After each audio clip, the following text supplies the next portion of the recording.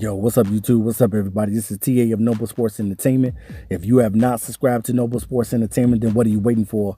Because on this channel, we talk sports, period. All right, guys, without further ado, we are still covering the Detroit Lions in the offseason, and we want to talk today a little bit about star quarterback Matthew Stafford of the Detroit Lions. So without further ado, let's go ahead and get into this installment. All right, guys, pretty much, guys, we know what Matthew Stafford looked like last season. He did not have his best season. He got sacked a lot again last season, and we know that he needs the protection. If Matthew Stafford does not have protection, he is not going to be able to do anything. Now, I know with the new offensive coordinator that we have this year, it's going to be a balanced attack, and that's what we want. We want to be able to run the ball down people's throat, and and at the same time, we want Matthew Stafford to be pinpoint accurate as much as he can and much as he can help it. We want him to play at the highest level that he can.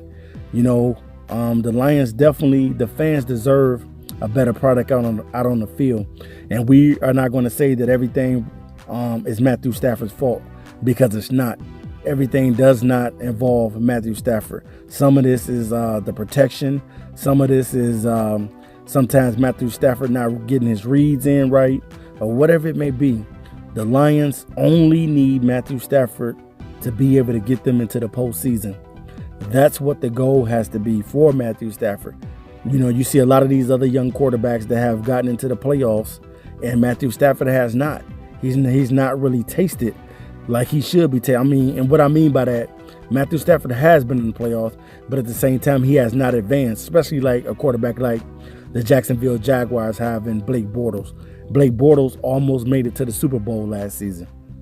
So we know that the expectations for Matthew Stafford is even going to be higher this year, because to me, guys, if you ask me, this is a make or break season for Matthew Stafford. He's been a quarterback for 11 seasons, and he has not been able to take this team to the promised land. And we know that it's been hard for the Detroit Lions to get to the Super Bowl. And I'm not saying that the Detroit Lions are going to get to the Super Bowl next year, but you want to see these guys progress where they're able to get into the postseason and eventually get that first playoff win, or not even only that, get a playoff, a home game in the playoffs. Detroit Lions, since they have built Ford Field, they have not had a playoff game in Ford Field, and you would love to see that from the Detroit Lions.